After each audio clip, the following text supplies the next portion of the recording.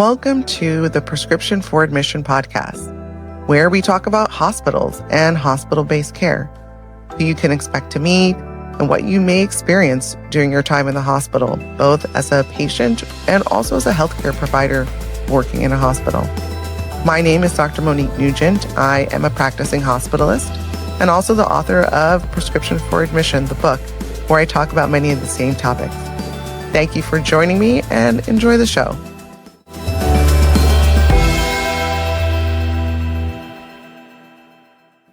Hi, and welcome back to another episode of the Prescription for Admission podcast with me, your host, Dr. Monique Nugent. I am a practicing hospitalist and also the author of Prescription for Admission, the book, where I talk about a lot of these same topics. But I have so much fun here on the podcast because I get to dive into things with experts and friends and have full conversations about my favorite thing, hospitals, all things hospitals. Your experience as a patient, as a caretaker, as a healthcare provider, working in a hospital. And today we're here with Dr. Evan Nadler. Dr. Nadler, thank you so much for joining us today. So he's part of my pleasure. Yeah, he's part of my favorite thing to do, which is invite pediatrics specialists and pediatricians who work in hospitals to talk about the experience of being a parent, being a child in a hospital setting, which is very different from where I work in the adult wards. And so, Dr. Nadler, thank you so much for joining us. Yeah, thanks so much for having me. Yeah, Always happy to talk about kids and health.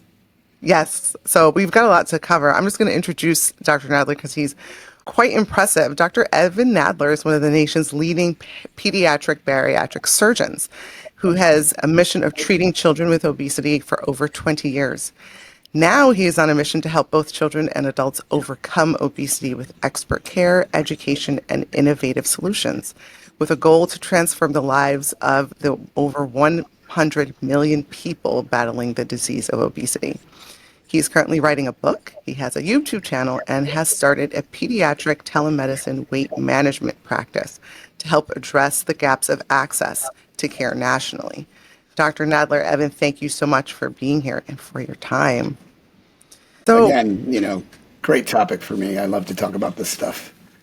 Yeah, so I always like to start with a bit of your professional story so that the students or anyone considering going into medicine, the residents, including who may want to specialize, know how you built your career, how you got to this point, how you thought about going into pediatric bariatric surgery. So how does one become a pediatric bariatric surgeon? Yeah, by accident is the short answer. That's actually the most common answer I get. Yeah. So, maybe now it's different, but so, when I was thinking about being a pediatric surgeon, it was never to necessarily treat teenagers with obesity. It wasn't even really on the horizon for anybody back in, I did my pediatric surgery sort of research years in 1998 to 2000. So long time ago. But I had a sort of an epiphany moment, which I think was in 2000, although as we get older, the dates get more wonky in my head because I can't remember things like I used to. So that's, I think, a common problem for most of us as we age. But I sort of had an epiphany moment in, I think, 2000, where I was at a pediatric surgery national meeting, and I was presenting my research data, which was totally unrelated to obesity. And it was in Disney, and it was in May. It was at Disney in May. And I remember being at the pool between the Dolphin and the Swan, for anybody who's been to Disney and knows the hotels there. Those are two of the old school hotels, big pool in between the two. And I remember just sitting there with my wife, and it was hot as all get out, and looking around the pool, and just the number of people at the pool who not only had weight issues, but were not necessarily eating the healthiest things, because Disney's not the healthiest place to eat. And then there were a lot of kids, same story. And I remember saying to her, someone has to be thinking about what we can do to help America get healthier, because this weight problem is just, getting out of hand. And then by happenstance, during my pediatric surgery training in 2003 or 4, one of my mentors was invited to join a group of the initial pediatric surgeons who were thinking about doing bariatric surgery in kids. So I was exposed to that as a fellow. and actually did my first case as a fellow. And then so my mentor decided I'm never going to treat children with obesity again because it's too hard. And I took the exact opposite tack, which was, this is what I need to do for my entire academic career because there's got to be a better way to help these kids, and I'm going to try to figure it out. So sort of by accident, and then 20 years of super hard work trying to change the way the world thinks about childhood obesity. And I'm still fighting that fight today, which is why I'm no longer full-time pediatric bariatric surgeon, but now doing these other things like writing a book and starting a telemedicine practice and going on podcasts and other things that are trying to take the message directly to the patients. I've been taking the message to the docs for 20 years, and now I think it's time that I go right to the people because they might be able to push the needle or move the needle more easily than the docs can. Yeah, no, I get it. That's why I'm here talking about inpatient care or hospital care. I, spent all my time in hospitals building, thinking we can make the situation better from the inside. And I think there's a lot of us who now come to understand how much this information needs to be shared on both ends. Yep. Patients and also healthcare providers and the institutions that support us. So you did general surgery residency and then a fellowship in pediatric surgery and then further training in bariatric surgery. Well, no, sort of. During general surgery residency back then and still now, lots of people take 2 years off to do basic science research with a pediatric surgeon somewhere to basically get a better application because pediatric surgery is still amongst the most competitive fellowship matches that are out there for general surgeons. So I did that. But then when I finished my pediatric surgery fellowship, my first hospital I joined, University I joined, was NYU, where they already had a really big and busy adult bariatric surgery practice. So rather than do formal training in bariatric surgery, I just basically hung out with those guys in the operating room while I was doing everything else at the same time and sort of just learned how to do it with them as opposed to some formalized training. So, yeah, I didn't really, because it was so long, again, that was in 2000. It was so new.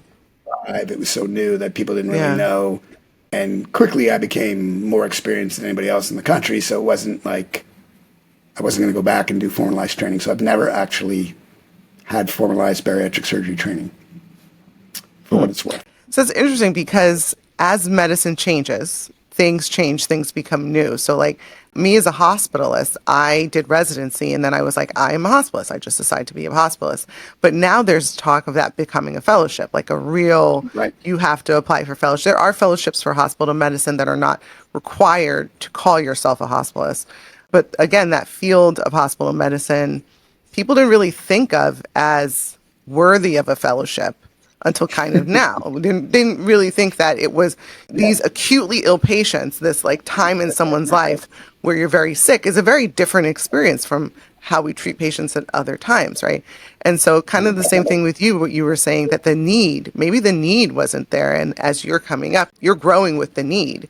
And now the need is there. And now the tools are there to train more people, thankfully to your research, to your experience, to you being in different places to say, hey, these type of patients need our care. And I think that's one of the cool things about medicine is how much it changes and how much you can be part of that change. Yeah. And so in the adult world, they're now acute care surgeons, which, when I was training, like everybody was an acute care surgeon. Like, what did that mean? Like, of course you did acute care surgery but as you're sort of pointing out, the needs of the patients who need something acutely, take your pick what surgery it is, or just surgical critical care, that skill set needs to be more, to provide best care, that skill set needs to be more developed than it used to be because patients are sicker and there are more things going on. And so the general surgeon who has a busy elective practice may not be the best person to provide the acute care surgery when the patient comes to the hospital. So we haven't really gotten that way in peds yet, but I do sort of think about it and wonder whether at some point it could go that route as well. So right now, pediatric surgeons just do it all. But in the adult world, yeah, there are acute care surgeons who are basically surgical hospitalists, for lack of a better term. And I think it does improve. It likely improves the care that people get, because the people who are doing that surgery, improves the care that people get while they're in the hospital, because the surgeons who are doing that, providing that care, doing those cases, are specifically sort of interested and or trained in caring for those patients. So I do think it probably is progress. Yeah, it's kind of the same thing. We also see that they're laborists now. So obstetricians who just they're just That's here a term in the hospital. I just learned that term today. You just learned that you're a laborist. Yeah. Yeah. Is that a thing? It's a Did you thing. just make that up? That's a thing? Yeah, it's a thing.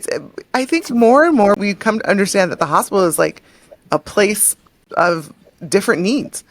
I remember like years ago, one of our nocturnists was tapped on the shoulder by a reporter who had never heard the term nocturnist. Which, again, neither have I, and I now think you're just making words up. No, just No, I think you're just spewing things out of your mouth. Yeah. No basis in reality. So she was like, what is a nocturnist? So a nocturnist is a hospitalist who only works at night. Got it. Why? Because people like me refuse to work at night. I graduated residency and I said, I will sleep in the bed of my choosing every night. That will not be in a hospital. And also the things that go on at night are just very different. Like there's tons of cross cover, there's admission versus what I do in the day, which is family meetings and talking to specialists and stuff like that. And so this reporter was like, wow, what is that term? And then when she found it was like a night doctor, didn't think it was that more interesting. But, there's more. That, well, the nocturnists are also like vampires. It's a different skill set, and it's a different social skill set. Sure. And so there's a place for all of us, but there's also a way each of us can grow the field, and each of us can be a part of the ongoing change of how not only we're supporting patients, but how we're supporting ourselves as well, and how we're developing our professional skills. And Evan was, right there learning and really kind of pushing the field of pediatric bariatric surgery. So I'm going to ask you just to define what bariatric surgery is for those of us who may not know. Sure. So it's had a few different names over the years. So people might know the term bariatric surgery or might not. They might know the term weight loss surgery, but we don't like to use that term because it's not about weight loss. It's about gaining health. So it minimizes the disease of obesity and the patients who are undergoing a procedure to call it weight loss surgery. Again, although that might be a colloquial term that people recognize. And then the societies, like the big society for bariatric surgeons is called the ASMBS, and it's the American Society for Metabolic and Bariatric Surgery. So a lot of people call it metabolic surgery or metabolic and bariatric surgery. But what it really boils down to is there's sort of 2 or 3 common procedures that are done.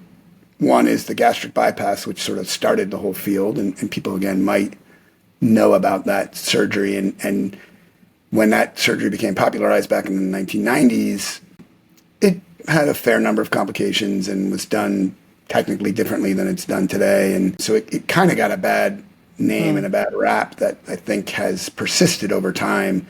So I often try to make sure people understand that bariatric surgery is different than gastric bypass, and certainly different than gastric bypass from the early 2000s, let's say. But gastric bypass still does make up about 25%, 30%, some number of the operations that adults get. But it's now done laparoscopically, which means 5 small incisions and shorter hospital duration stay and less complications and easier recovery. And so there have been a lot of advances over 20 years. But the procedure that's sort of taken over as the most popular procedure is something called the laparoscopic sleeve gastrectomy, which is a much simpler and quicker operation than the gastric bypass. And it basically consists of, again, 5 small incisions, but we use a stapling device and remove about 80 to 90% of the stomach. And that makes up about 70% of what adults get, and actually makes up probably close to 99% of what kids get, just because it has less nutritional complications. And then there's some advanced procedures like biliopancreatic diversion, which is for people who have much higher weights and much greater need for immediate surgical help with their metabolic issues. The lap band, people might remember from back in the day, that's sort of gone by the wayside. And then, there are all kinds of newer devices and developments that are starting to enter the field, like intragastric balloons and some endoscopic procedures. But for the most part, metabolic and bariatric surgery really means laparoscopic gastric bypass, laparoscopic sleeve gastrectomy, and some other revisional procedures that are done in small numbers. So before you were a bariatric surgeon, you were a pediatric general surgeon, right? And you still are. And so you have patients who come to see you, make an appointment to see you, and then they go to the hospital and see you. But then there were also maybe patients who showed up in the hospital. So I had the opportunity, I had a child who needed a hernia repair, and I went the route of finding a surgeon. And the way I found a surgeon was I called my friend who was in fellowship, and I said, Ivan, do you know a good pediatric surgeon up here in the area that I live in? And he said, give me 2 days, I'll get back to you. But that's not the way that people find pediatric surgeons. So what advice do you have for people who maybe the parents and the children who are coming into the hospital and need to see a surgeon, and you're the surgeon on call, right? What is that like navigating a pediatric hospitalization that requires surgery? And then also, how do we find a pediatric surgeon as parents? If our pediatrician says, you guys need a hernia repair, you guys need a X, Y, and Z, how do you find a pediatric surgeon? Yeah, so there are two very different questions. And I think probably the scariest hospital experience for people is probably being the parent of a newborn child who needs surgical care. So you're in the NICU, your baby's in the NICU, let's say, the neonatal intensive care unit, and the neonatologists tell you that your child needs surgery. Or maybe you even had a prenatal diagnosis if you had prenatal care that suggested there was a problem. And generally, you have no control or say over who that surgeon is going to be. It's going to be somebody who works at that hospital, who happens to be on call that day, and comes to see you. And depending on whether you're at a teaching hospital or not, it can be residents, fellows, attending surgeons, or all of the above. And I often think about how scary that must be for the parents. Obviously, the baby doesn't really know what's going on, but the parents are navigating a situation that they probably had no idea they were going to be in, or maybe they did know because of the prenatal diagnosis, but didn't really know what that was going to be like, because you can only anticipate so much without having actually go through it. So that I try really hard when I'm in those situations to try to put the families at ease as best I can. My personal style is to try to identify with the family in some non-medical way. Like if I see the family's wearing a sports jersey, the first comment I might make to them is, oh, you like the Dallas Cowboys? I hate the Cowboys. Or something that like shows them that I'm a human, just like they're a human, and that we're, just here together to try to do what's best for their baby. And then obviously you have to try to explain to these families what the condition is and what the likely procedures that may or may not be required and what the likely outcomes are. And, and then you just sort of develop a relationship with the family. And that's sort of I would say the common scenario or pathway for babies who need surgery. Now, that's different from your situation when your pediatrician found a hernia in your child and said you needed a hernia repair. And then the other sort of common scenario is your child has appendicitis. Your child has right lower quadrant pain for a day or two, and you bring your patient to your pediatrician examines them and says, oh, you need to go to the hospital, and then you're in the ER. And again, you're sort of like helpless in that ER because you don't know what to expect. You don't know what's going on, And again, I'm sure that situation is both stressful for the family, but also for the kid, because usually the kid's old enough to understand what's going on. And in that emergency room scenario, again, you have very little control over your pediatric surgery choices. In your situation, when your pediatrician says your kid needs a hernia, or let's say your pediatrician says your kid needs a belly button hernia, or take your pick of sort of elective or semi-elective surgical procedures, usually the pediatricians have some referral network or some guidance that they can provide for the families.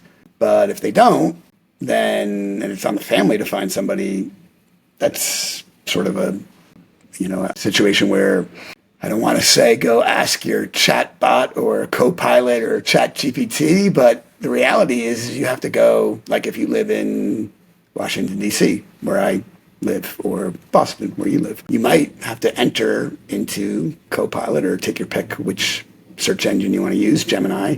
We're non-discriminating here. We accept all AI platforms. You might have to put in, who's a good pediatric surgeon in the Boston area? Because I don't actually know how else one would go about doing it. Yeah, if you have friends who are in the business, or or relatives, or some connection some way or another that can help you. But otherwise, there isn't really a great, so the American Pediatric Surgery Association is the big pediatric surgery professional association. And they have a website, and there's a link for families where you can search pediatric surgeons in your area. But that's clunky, right? And not everybody knows, no one knows the American Pediatric Surgery Association. Like that wouldn't come off the top of your... It doesn't tell you who's covered by your insurance either. Well, that's true too. So you could go into your insurance provider's manual or whatever, or website. It would be useful if there were an easier way to do it for people, both in the pediatric world and frankly the adult world. People who I know ask me, hey, do you know a good general surgeon in DC? And I'm like, no, because I'm a pediatric surgeon and I don't know who they are. I don't know who the adult surgeons are. And I'm thinking to myself, if you're asking me, you're already in tough shape, because I should not be the person you're asking. You should be asking your primary medical doctor, or like someone who might know some adult providers. But yeah, it's a good point that you bring up, and the wheels are spinning in my head as to why aren't there better ways for people to find. How many, if you don't know this answer, I just came up with this question, but how many pediatric surgeons are there in the country? Yeah. Yeah, I used to know that number better than I do now, but I think at one point there were 1,000 or something. So it's a relatively small number. The answer might be you might not have a choice, because whoever's in your area might be one of few people in your area. Well, the issue with pediatric surgery, which is accentuated actually with pediatric weight management programs, is it's very variable geographically. So if you live in New York City, you can go to pediatric surgeons at NYU, at Columbia, at Mount Sinai, at Beth Israel, take your pick. There are a bunch of hospitals, they all have pediatric surgeons.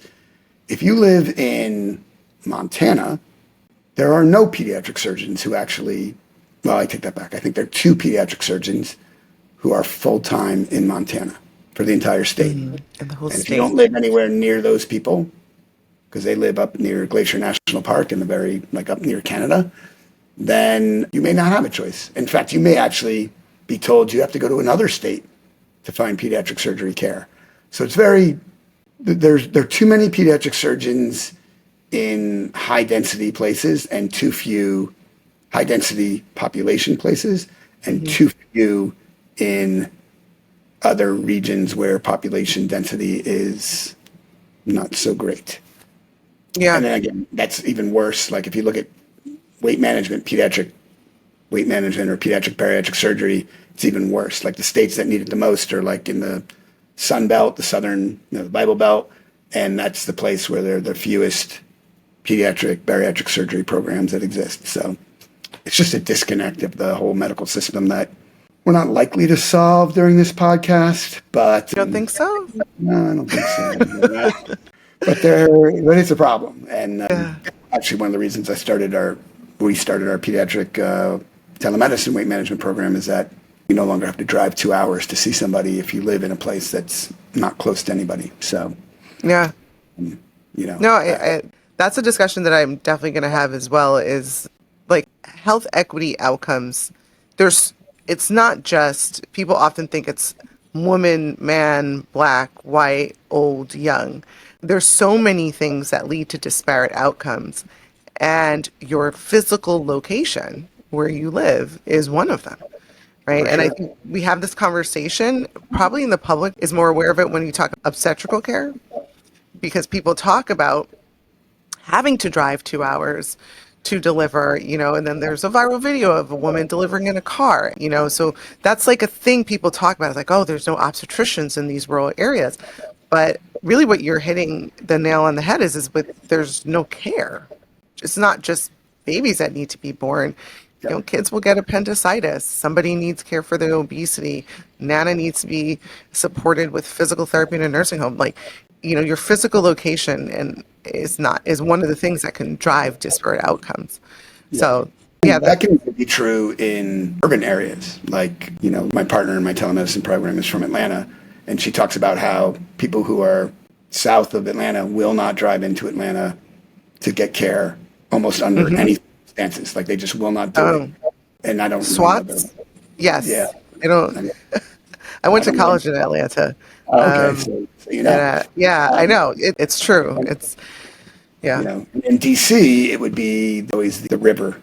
People wouldn't cross the river from Virginia into DC, even if they lived 2 minutes across the river. They'd rather go west into Virginia to see somebody than have to cross into the district. People do things that don't make sense sometimes, but whatever. That's what makes America great. You can make your choices and do what you want. Yes, you can make every type of choice here. What tip do you have for parents and children when thinking about how they communicate with their pediatric surgeon? Like, what are ways they can improve their relationship, tell them what they're looking for, their outcomes? Because you know what, it's probably when you spoke really eloquently about the young parents meeting a new baby who needs help. They're probably not thinking, well, I'm going to be the driver of my child's care. They're probably thinking, how do we survive this moment to get to the next moment?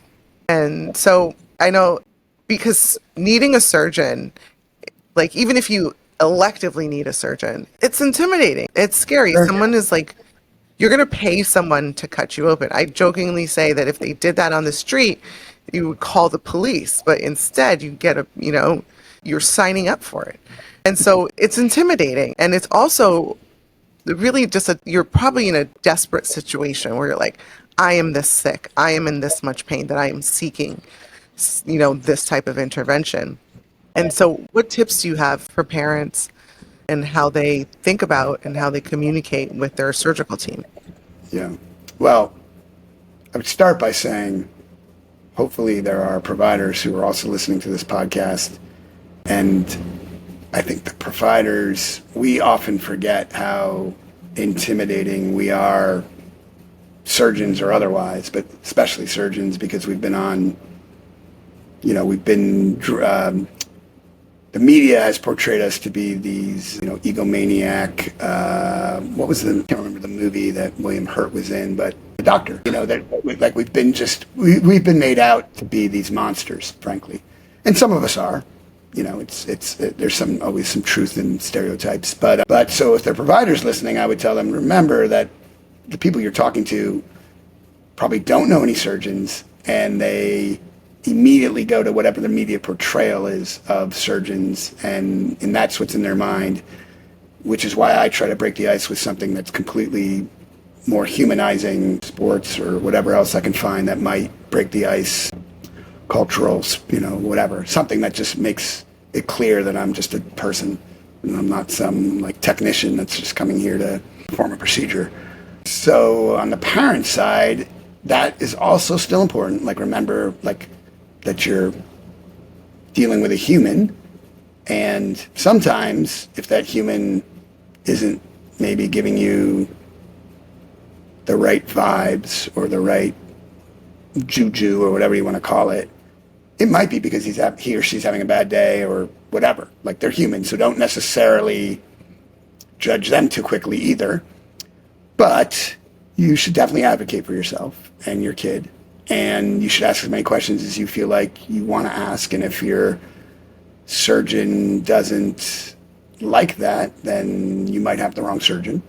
And whether you have a choice in that or not, that's a different story. But no physician should be unhappy with a family that's asking lots of questions.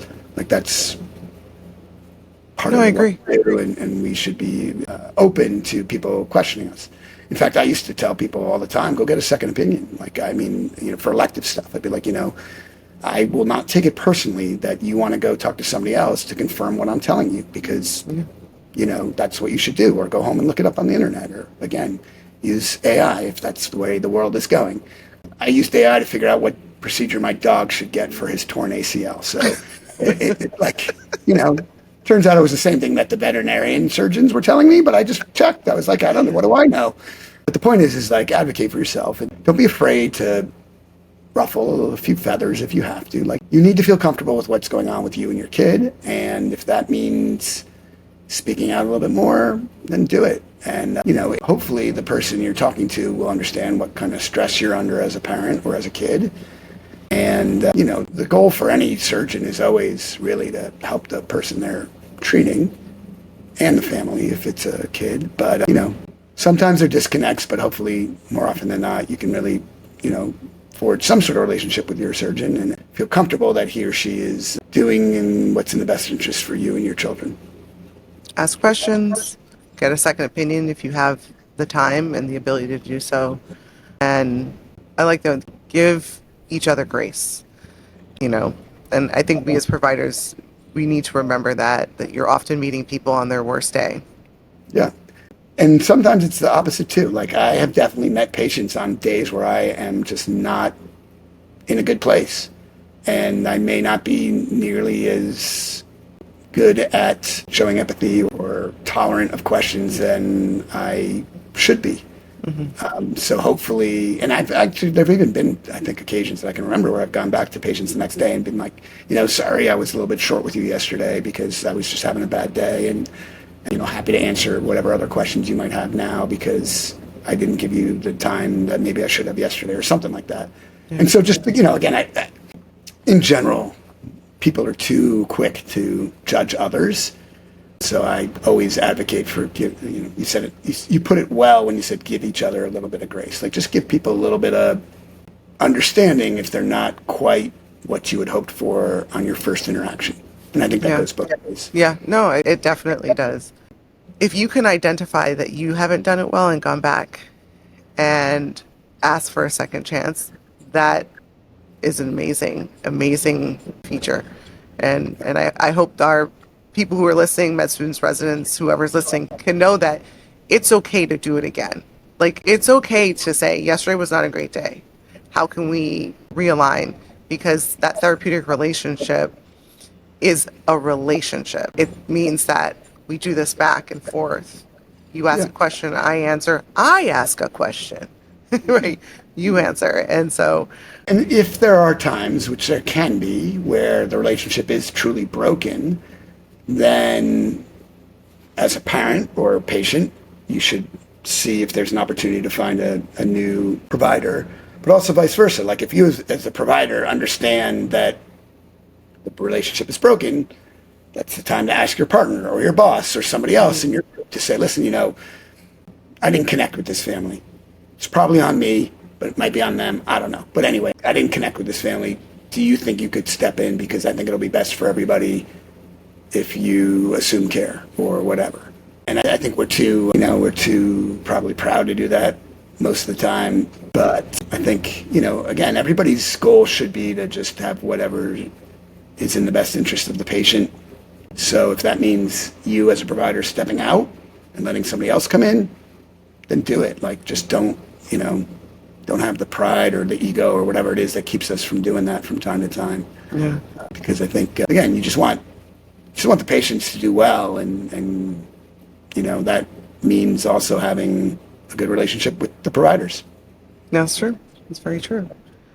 So this is the part where I ask people about, you mentioned The Doctor. I actually recently just had a guest talk about that movie, where I say, like, if there's a movie, a TV show, a book, something that you would say drives home your message well, or vice versa, does like a really poor job of showing your message of how we should be communicating with our patients, what a pediatric surgeon, what a bariatric surgeon is, and how they work to help their patients, what would that be?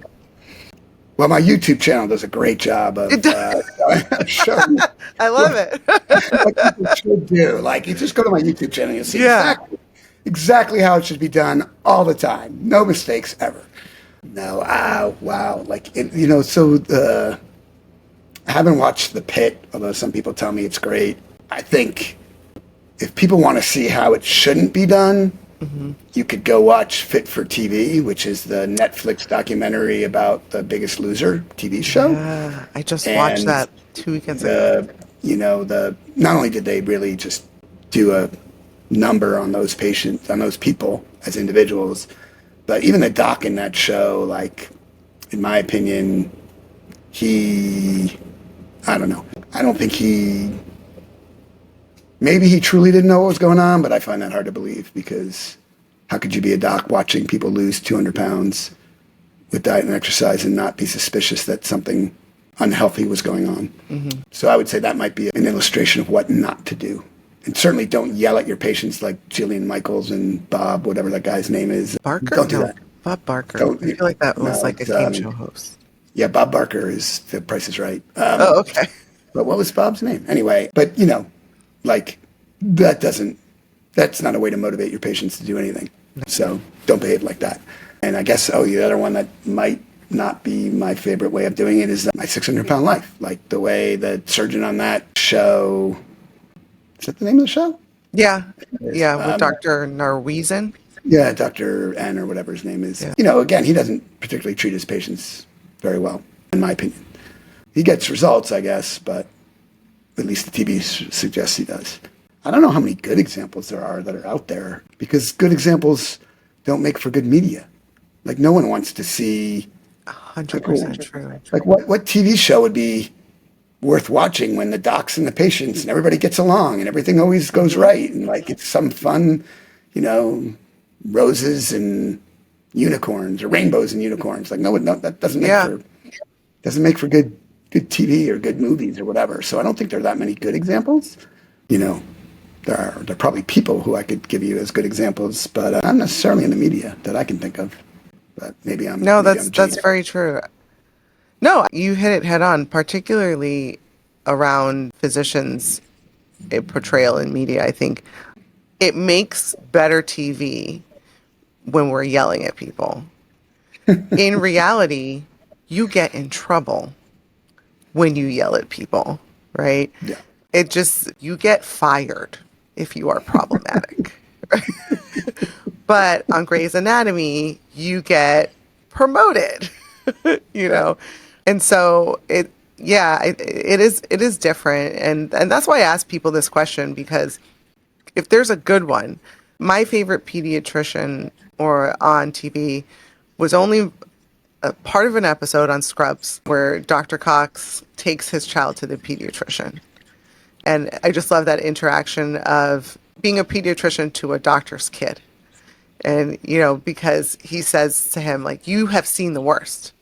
Like, your mind is going all these places, and as a parent, as a doctor parent, my mind goes all those places, and I find that our pediatrician, her job is the same thing, to like reel me in and tell me, like, no, they're actually okay. Like, that is what children do, and I loved our pediatric surgeon. He was everything that you could think of to be, not just with my very young child, but also, she was an infant at the time, with me as, a mom of an infant who needed surgery, who had 10,000 questions. And, all of those things. And so it's a special group, number one, who sign up to be surgeons. It's even more special group Special, who sign up to special in be quotation marks. Special or like or special. special. Yeah. Probably both. It I think it's is. probably It's like both. it's a skill set that like you have to learn. There's so much that goes into being a good surgeon. So much that goes into being a good surgeon. I had a surgeon speaking to me about the endurance that she needs to get through surgery. And, Yeah. she had an injury and she was training herself to be able to get back in the OR, which meant she had to get into the gym. And I was like, man, if I wear like a wrong pair of heels, I can sit down. You guys don't get that option. Yeah. And then Well, I I get think, to say like, okay, I'll wear something different tomorrow, but there's the technical skills that go into it, then the people learning skills, the research. It is a very special group of people who dedicate themselves to yeah. surgery, and then to dedicate yourself to the surgery on our children, and then Yeah. dealing with us as parents. Almost every pediatrician I've had who's come on has said, if you don't love parents, don't go into pediatrics. If you're just in it for the kids, that's not the whole picture, And so, Yeah. you said that you've taken the time to go back and say, hey, can we do this again? And so, if you're ever in a position where you need a pediatric surgeon, know that you should be asking questions. You should be, supported to ask questions and everything Yeah. that Dr. Nadler has shared with us today. Dr. Nadler, this has been a great conversation.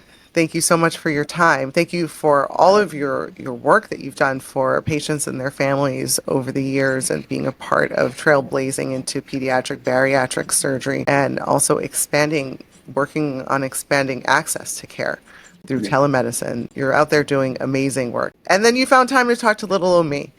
So I really appreciate it. I do. I really Thank you for do. that. But, I think like people go into medicine for all kinds of reasons. And I think most of us go into it because we like dealing with people and we like helping people, and we get gratification from helping people. And, and I'm no different. And I just feel like now I'm just trying to help people in a different way than I was helping people, 2 years ago. And, hopefully people are listening and are learning something and helping make the world a better place, which sounds syrupy and sappy and all those things, because it is. But that's truly I think that's really what a lot of our goals are, is we just want to help people and make people healthier. And in case, with respect to this podcast, you're just trying to help people when they hit a hospital not be as apprehensive or stressed out or whatever, and trying to give them some insights into what they might encounter. And that's great. And I think that's why, why it's important for me to be on here and everywhere else, is just try to help people get more information, because, education is power, right? That's like one of those sayings or something like that. Knowledge is power. I don't know. There's some Power. saying some saying that I'm getting wrong. But that's the point. The point is let's educate people and let's give each other grace. I like that. I'm going to steal that. There are a couple of things you've already. Take it. I'm going to steal nocturnist. I'm going to steal. You can't steal it. It's like a thing. You can't steal it. Stealing it anyway. That's an actual job. So, Just not one I ever heard of all right, before. well, I'm going to call myself that. I'm a nocturnist. yeah. No, Well, anyway, the point is this is a ton of that, fun. Yeah. yeah, and I'm happy to do it again sometime, and hopefully your listeners will keep tuning in and learning more about life in the hospital and everywhere else. Yeah. Well, thanks for that. Thanks everyone for listening to another episode of the Prescription for Admission podcast. Today we had Dr. Evan Nadler here as our guest, talking about pediatric surgery, and taught us a little bit also about pediatric bariatric surgery and obesity medicine. I am your host, Dr. Monique Nugent. Thanks for listening. You can always check me out on my website, which is drmoniquenugent.com. Dr. Nadler, where can listeners find you? So thank you for that. So obesityexplained.com is my website, and it's also my YouTube channel.